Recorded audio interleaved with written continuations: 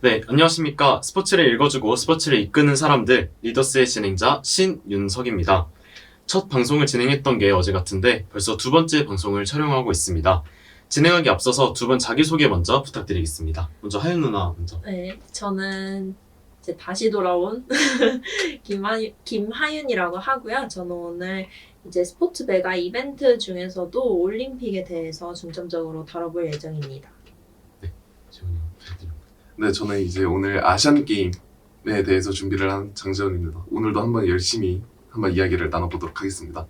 네, 저희가 방금 커뮤니티 수업을 끝내고 왔는데 이 기세를 몰아서 저희가 입이 좀 풀린 상태니까 네, 잘 진행을 해볼 수 있도록 그렇게 해보겠습니다. 먼저 아이스 브레이킹 시간을 좀 가지려고 하는데요. 스포츠 메가 이벤트의 정의에 대해서 한번 저희가 얘기를 해보는 게 좋을 것 같습니다. 스포츠 메가 이벤트란 무엇일까요? 저는 그냥 스포츠 산업을 모른다고 생각하고 전제하에 얘기를 해보면 스포츠 메가 이벤트 하면 그냥 전 세계인이 이제 뭐 문화나 종교나 이런 거를 따지지 않고 다 동등한 위치에서 공정하게 이제 전 세계인이 함께 스포츠를 즐길 수 있는 걸 스포츠 메가 이벤트라고 생각을 했는데 이제 네. 메가라는 단어가 붙다 보니까 뭐 올림픽, 월드컵, 아시안 게임, 뭐 세계 선수권 대회 이런 게 해당된다고 생각을 했어요. 그리고 제가 또 말씀을 드리면 저도 이제 하윤 누나 말에 전적으로 공감을 하고 대신 저는 메가라는 단어의 개념을 돈으로 생각을 좀 했습니다. 그냥 스포츠 이벤트 저희가 흔하게 접할 수 있는 그런 이벤트들은 어떻게 보면 방금 말씀해주신 그런 월드컵이나 올림픽이랑 비교를 했을 때 규모가 저는 좀 경제적으로 작다고 생각을 해서 저는 메가 이벤트와 그냥 이벤트를 가르는 그 기준이 돈이라고 생각을 좀 해봤어요. 그래서 저희가 앞으로 얘기를 할 그런 이벤트들에는 스폰서십도 좀 어마어마한 규모로 그렇게 붙게 되고 이들이 벌어들이는 비용도 또 지출하는 비용도 굉장히 큰 걸로 알고 있습니다. 그래서 제가 생각하는 스포츠 메가 이벤트는 그냥 스포츠 이벤트에 비해서 더 많은 비용을 투자하고 더 많은 가치를 창출하는 이벤트 좀 그렇게 생각을 해봤습니다. 형은 혹시 어떻게 생각하셨나요? 뭐 앞선 두 분이 좀 약간 딱딱하게 말을 했으니까 저는 약간 좀 가볍게 얘기를 하자면 네. 스포츠를 통해서 이제 전 세계인들이 즐길 수 있는 축제의 장이라고 생각을 합니다. 어쨌든 스포츠라는 매개체를 통해서 이제 세계인들이 말이 통하지 않아도 스포츠만 있으면은 이러한 대화를 나눌 수가 있다고 생각을 해요. 그래서 스포츠 메가 이벤트는 결국 스포츠의 축제다라고 생각을 합니다. 방금 또 소통 관련돼서 말씀을 해주셨는데 스포츠를 언어로 매개로 사용을 해서 전 세계인이 사실 다른 나라 말을 할 수 있는 게 참 대단한 능력이고 그만큼 어렵잖아요. 대신에 이제 스포츠는 모든 사람이 다 사용할 수 있는 공통의 언어라는 느낌이 강해서 그런 측면으로 봐도 스포츠 메가 이벤트는 축제의 장이라고 해석하는 게 또 좋을 것 같습니다. 저희가 각자 준비해온 종목이 있어요. 종목이라기보다는 이제 이벤트의 종류인데 이 종류에 대해서 한 번씩 짚고 시작을 해보는 게 또 좋을 것 같습니다. 우선 저부터 말씀을 네. 드려볼까요, 이번에는? 네. 네. 제가 준비한 이벤트는 월드컵입니다. 어떻게 보면 축구를 사랑하는 사람들, 그리고 더 나아가서 스포츠를 사랑하는 사람들은 4년 주기로 기다리는 그런 이벤트라고 또 볼 수 있는데요. 축구연맹, 국제축구연맹이 피파에서 저 가맹한 협회 또는 연맹의 남자 축구 대표팀만 참가하는 축구 대회라고 할 수 있습니다. 네, 자세한 개요는 이따가 설명을 드리고 바통을 넘겨보겠습니다. 네, 이쪽으로 넘기겠습니다. 저요? 네. 저는 최근에 있었던 아시안 게임 먼저 얘기해 주시는 한번 게 더 좋지 않을까. 네. 네, 그러면 아시안 게임에 대해서 설명을 드리도록 하겠습니다. 이제 또 최근에 2022 항저우 아시안 게임이 성황리에 종료가 됐는데 일단 아시안 게임은 이제 4년마다 한 번씩 월드컵이 열리는 해에 개최가 되는 올림픽의 아시아 지역 대회라고 볼 수 있습니다. 이제 1948년 런던 올림픽을 계기로 이제 아시아의 국가들이 독립을 하면서 많아졌잖아요. 네. 이래서 아시아 대륙만의 종합 스포츠 대회의 필요성이 제기가 되었어요. 이에 이제 대한민국을 포함한 총 6개의 국가가 모여서 이제 아시안 게임 대회가 창설이 된 것이 이제 현재 아시안 게임까지 이어지고 있습니다. 그러면 이제 올림픽 얘기를 좀 들어볼까요? 근데 올림픽도 4년마다 열리기는 하는데 저는 약간 올림픽의 역사부터 얘기를 하자면 올림픽이 대부분 4년 주기인 걸로 알고 있잖아요. 네. 근데 올림픽이 사실은 8년 주기로 처음에 시작이 됐어요. 이제 고대 얘기로 넘어가서 보면은 고대 올림픽은 이제 신을 모시는 제전 경기로 출발을 했는데 이제 그 뒤로 8년이 아닌 4년으로 바뀌게 된 이유가 이제 프랑스인인 쿠베르탱이 국제올림픽위원회인 IOC를 창설하게 되면서 이제 4년 개최 원칙을 세웠어요. 근데 사실 이제는 그 4년의 의미가 상업적으로 많이 바뀐 상태라서 보통 처음에는 하계랑 동계올림픽을 같은 해에 두 개를 한꺼번에 개최를 했었는데 지금은 이제 상업적인 시각에서 봤을 때 이게 너무 돈을 버는 데 있어서도 분산이 된다라고 파악을 했고 시청자 입장에서도 너무 식상하다라는 반응이 있었다고는 해요. 사실일지는 몰라도. 그래서 저는 이런 사실에 대해서 모르는 상태로 올림픽을 시청을 했었는데 이런 역사적인 배경과 상업적인 그런 수익 관련해서 보게 되다 보니까 뭔가 올림픽 개최가 마냥 긍정적인 반응을 주진 않는구나 라는 생각이 들었습니다. 그래서 이야기를 좀 이어가 보자면 저희가 오늘 스포츠 이벤트를 주제로 저희가 선정한 소재가 있습니다. 그 소재는 바로 스포츠 메가 이벤트를 개최하는 것이 이득일까라는 주제인데요. 저희가 앞서 설명을 드렸던 월드컵 그리고 아시안게임, 올림픽과 같은 그런 이벤트들을 스포츠 이벤트, 메가 이벤트라고 저희가 가정을 해봤을 때 과연 이런 이벤트들을 개최하는 것이 국제적으로 또는 국가적으로 이윤을 줄 수 있는가? 기업적인 측면에서 이게 과연 이윤을 창출할 수 있는 영리 사업인가? 라는 그런 개념에서 출발을 해봤습니다. 그래서 아까 이제 재원이 형이 말씀을 해주신 것처럼 아무래도 저희가 좀 국제장이기도 하고 그리고 모두가 소통할 수 있는 그런 매개체가 스포츠인지라 이것을 어떻게 보면 개최를 하고 또 진행을 하는 것이 국가의 영예라고 또 생각을 할 수 있잖아요.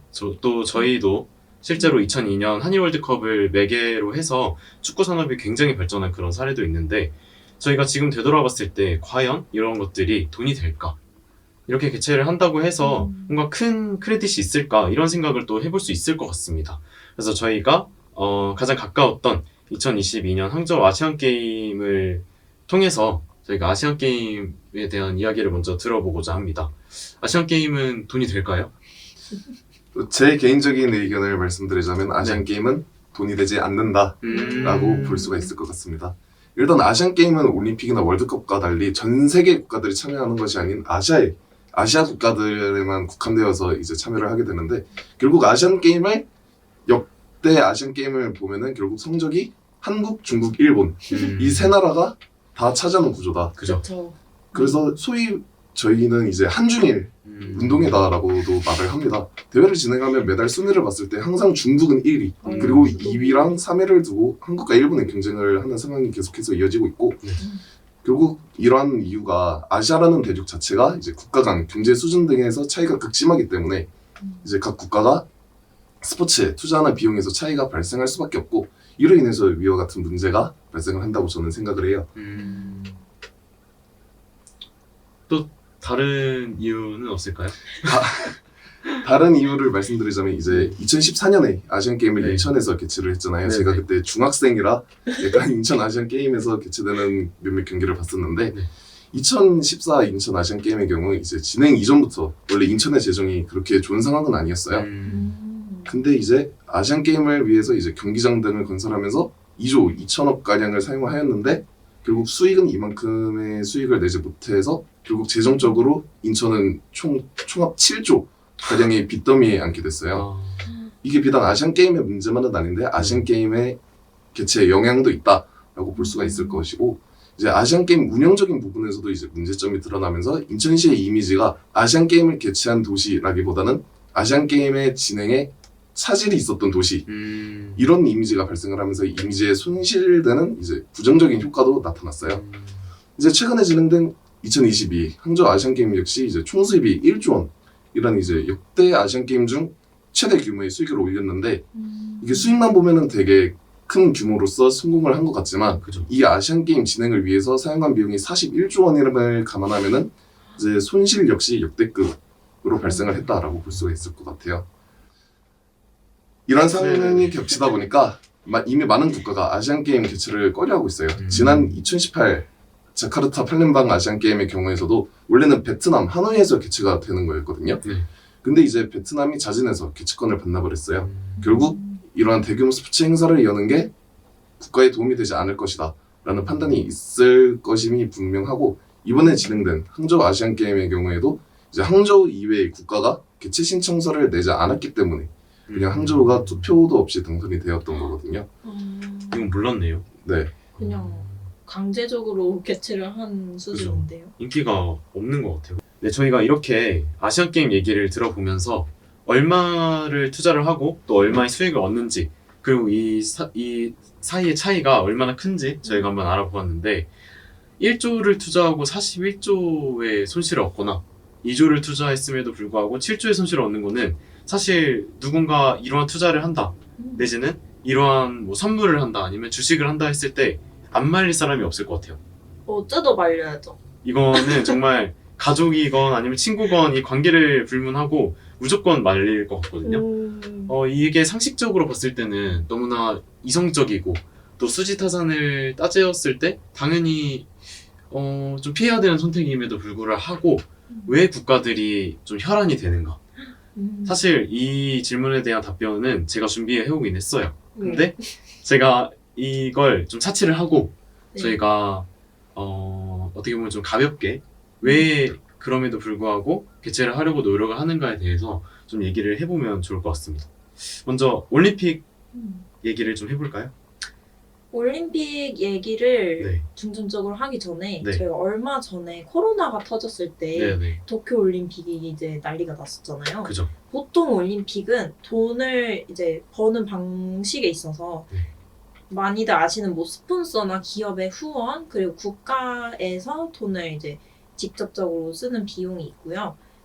또 나머지 하나는 관중들의 티켓 비용이 있어요. 근데 이 도쿄 올림픽의 경우는 진짜 사상 최초로 무관중의 경기를 진행을 했었고, 스포츠 팬과 관중과 선수의 이런 티키타카가 있어야 되는데 그런 요소가 아예 사라지다 보니까 이제 올림픽이라는 의미가 되게 없어 보였다고 생각을 했거든요. 그죠. 근데 여기서 또 중요한 점은 올림픽을 개최하는 거는 어쨌든 가치와 그 국가의 가치와 도시와 뭐 그런 스포츠 개최를 통해서 그런 가치를 업그레이드 하려고 하는 것도 있지만, 어쨌든 간에는 올림픽을 통해서 비용을 창출하는 게 목적이거든요. 네.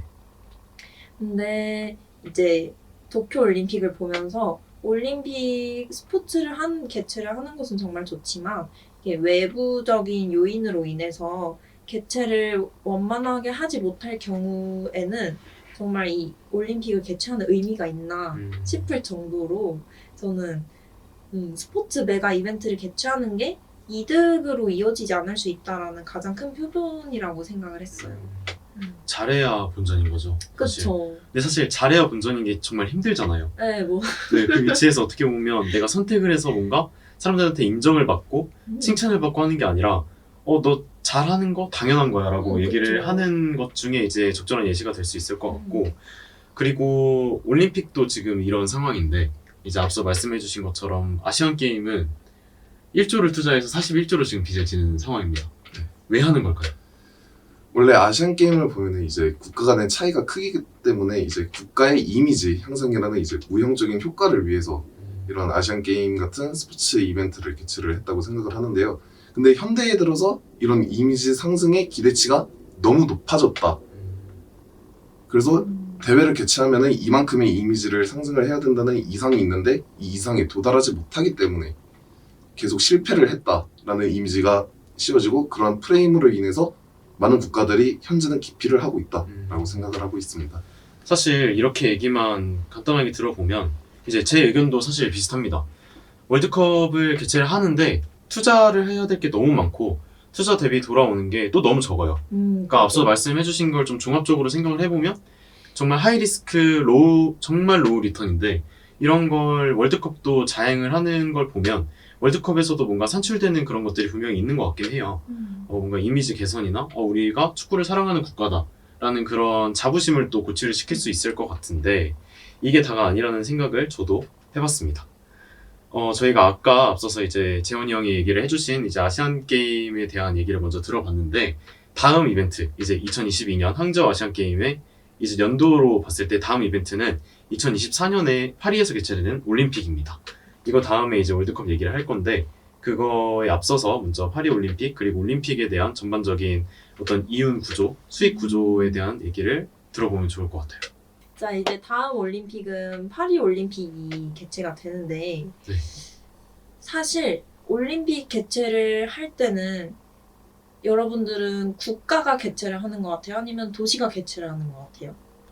저는 사실 먼저 답변을 하자면 도시라고 생각합니다.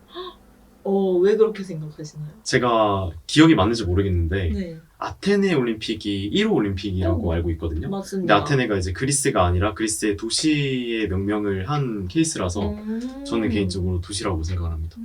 저도 도시라고 생각을 하는 게 이제 올림픽이랑 월드컵을 비교해보면 이제 월드컵은 이제 브라질 월드컵 이런 식으로 국가가 붙는데 올림픽 같은 경우에는 리우 올림픽, 도쿄 올림픽 이처럼 도시의 이름이 붙으니까 도시가 하는 게 아닐까라는 생각을 하고 있습니다.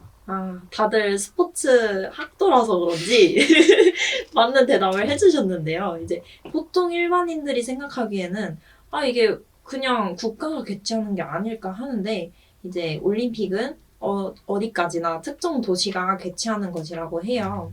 그래서 이제 초창기에 올림픽이 개최되기 시작했을 때는 최대한 중앙 정부의 개입을 막으려고 노력을 했다고 해요. 몬트리올 대회까지는 대회 부분 도시가 시 예산으로 개최를 하고 여기에 중앙 정부가 일부 보조를 하는 그런 과정을 통해서 개최를 했다고 하는데 지금은 정말 많이 바뀌어서 국가적 차원에서 정말 쏟아 부어서 개최를 하고 있다고 합니다.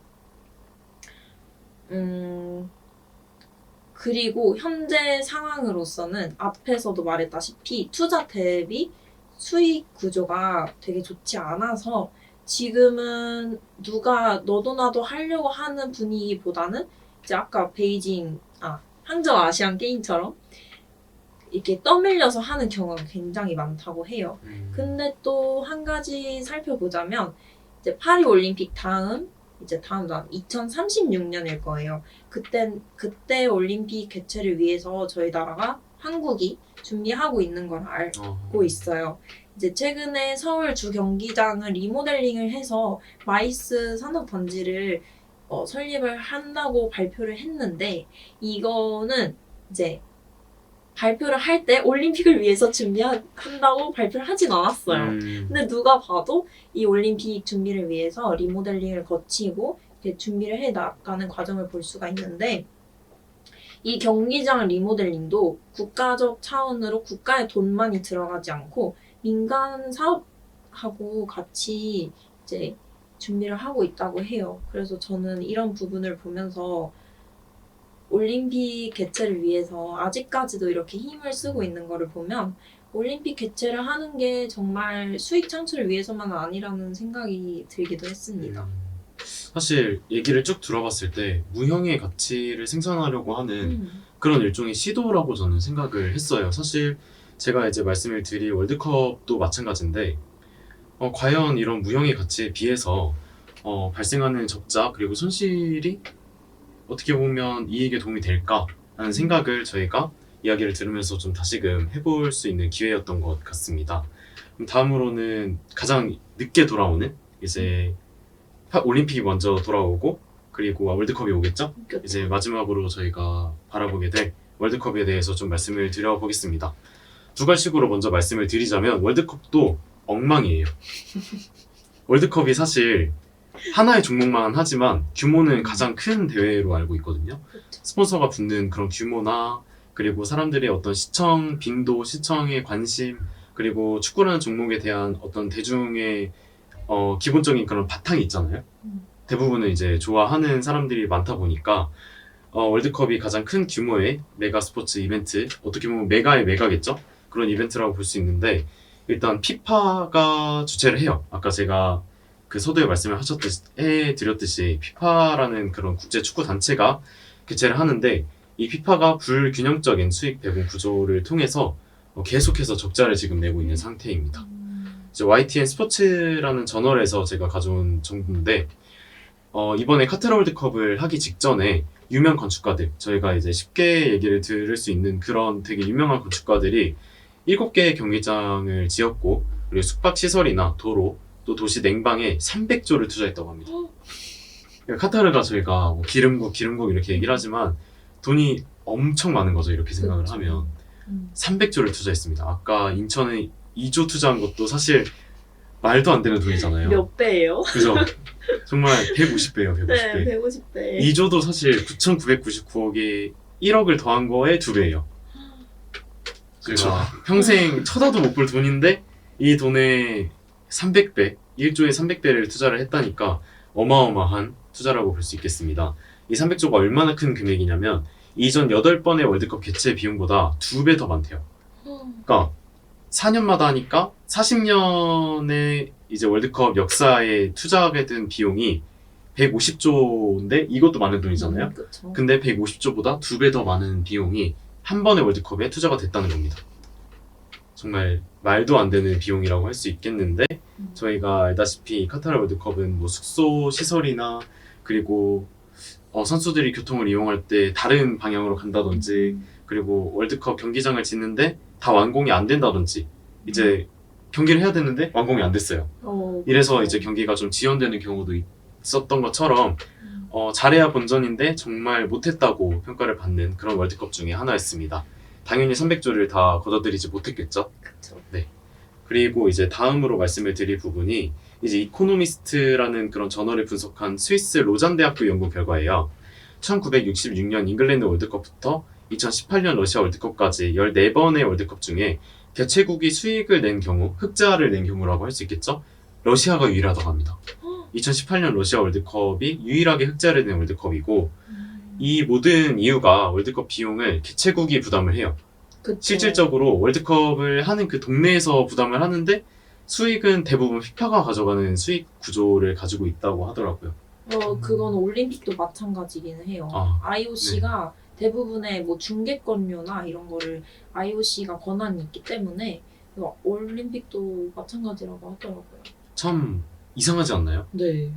그러니까 사실 밥도 다 사고 숙소도 다 예약하고 교통도 이거 한다고 다 이제 마련해두고 경기장도 짓고 해서 막 2조 쓰고 300조 쓰고 하는데 결국에는 이제 알토란을 가져가는 건 주체라는 게 그쵸. 정말 아이러니하기도 하고 좀 역설적인 부분인 것 같습니다. 그래서 더 여기 이 부분에 대해서 말씀을 드릴 게 2014년 월드컵에서 피파가 우리 돈으로 48억 달러 6조를 벌었대요. 6조를 벌었는데 피파 이제 러시아가 아니라 브라질 월드컵을 통해서 벌었겠죠. 제가 이제 너무 큰 액수가 왔다 갔다 하다 보니까 제가 또 헷갈리네요. 월드컵을 개최지가 헷갈릴 만큼 정말 이상하리만큼 많은 돈을 투자를 하는데 브라질에는 1억 달러만 지급을 했다고 합니다. 48억 달러를 벌었는데 정작 주최를 해서 주관을 하고 그리고 선수들 이제 관리도 해주고 경기장도 짓고 운영도 하고 했던 브라질은 48분의 1만 가져갔던 당연히 적자 대회였다고 저희가 알 수 있습니다. 또 두 번째 이유는 레거시 활용이 잘 안 돼요. 제가 어떻게 보면 이 주제를 떠올리게 된 가장 근본적인 이유이기도 한데 박성희 교수님이 저희 스포츠 경영학 수업을 해주실 때 가장 강조를 해주셨던 부분이 이런 부분이었어요. 이제 2018년 평창올림픽을 그때로 예시로 들었던 걸로 알고 있는데 대회를 진행을 하면서 돈을 못 벌면 대회가 끝나고서라도 돈을 벌어야 하지 않냐. 근데 우리나라는 지금 행정적으로도 그렇고 국가 시스템상 이 레거시를 전혀 활용을 못하고 있다라고 말씀을 해주셔서 그때도 이제 이러한 맥락에서 이러니까 아무도 안 하려고 하지 라는 결론을 내주셨던 걸로 기억을 합니다. 이러한 케이스가 월드컵에도 똑같이 적용이 되는데 브라질 월드컵 앞서서 말씀드렸던 브라질 월드컵 주 경기장이 마네 가인시아 스타디움이라고 해요. 이 마네 가인시아 스타디움을 5억 5천만 달러 우리나라 돈으로 7천억을 들여서 막대한 유지 비용을 관리를 하고 또 건설을 했는데 이 비용이 사실 투자 대비 돌아오기가 쉽지가 않죠. 7천억이라는 돈이 땅파서 나온 돈이 아닌 만큼 뭔가 이벤트를 한다던가 아니면 뭐 월드컵을 한 번 더 한다던가 아니면 프로스포츠에 이용을 한다던가 해야 되는데 버스 주차장으로 이용을 하고 있다고 합니다.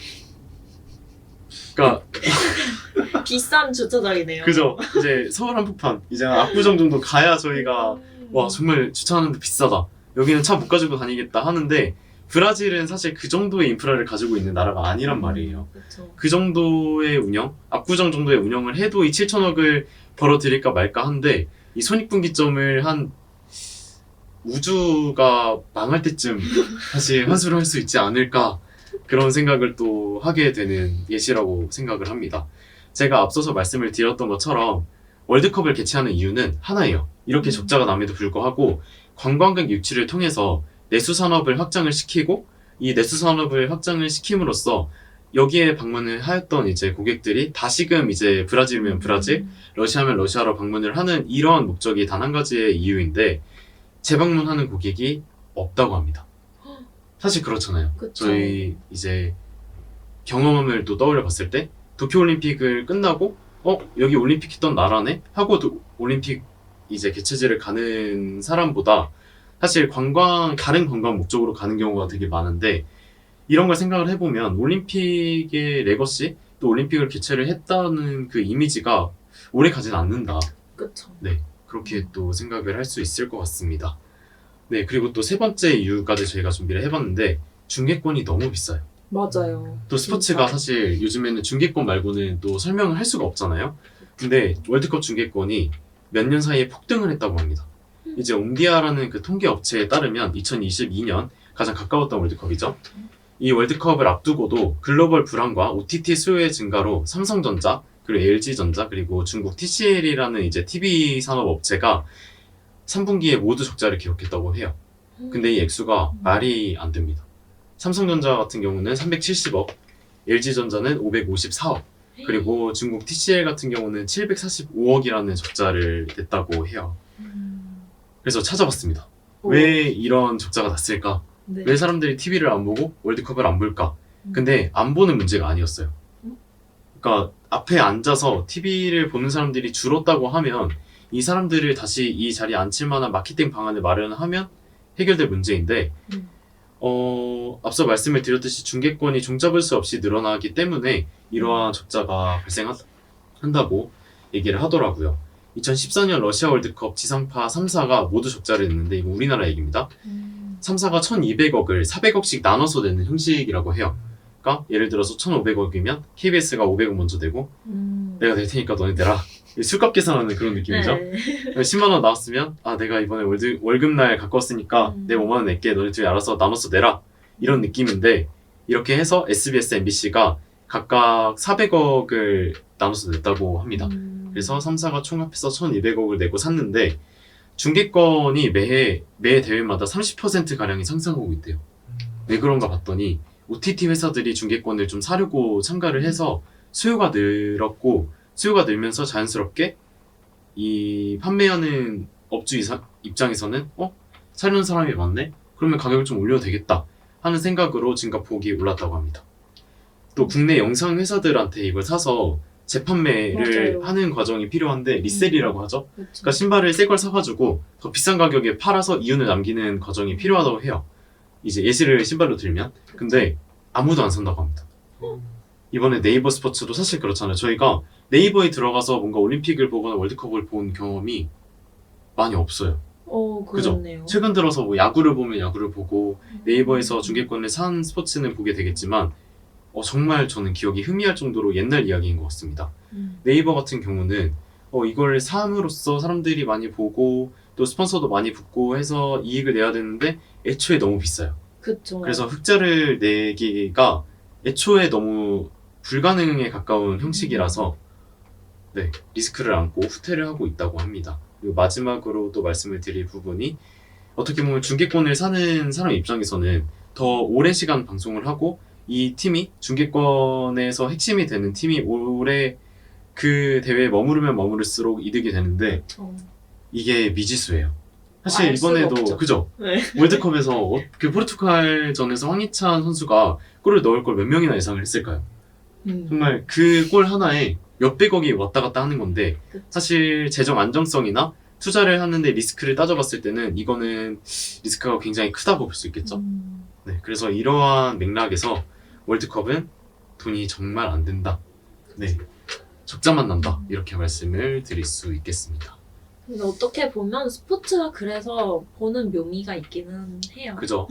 사실 저희는 그럴 수밖에 없다고 생각을 하는 게 네. 대학생이고 스포츠를 네. 이제 좋아하는 입장에서 돈이랑 관련이 없잖아요. 그쵸. 네, 저희가 투자하는 돈도 아니고 음, 그렇기 때문에 이렇게 얘기를 저희는 좀 편하게 이렇게 팟캐스트 주제로서도 할 수 있을 것 같은데 이제 실제 OTT 회사의 이제 업주분들이시나 아니면 이제 서울이라고 치면 이 서울에서 진행을 하게 되면 올림픽 내지는 아시안 게임을 직접 관할을 하고 있는 어떤 책임자 입장에서는 손이 떨리시는 내용이라고 맞아요.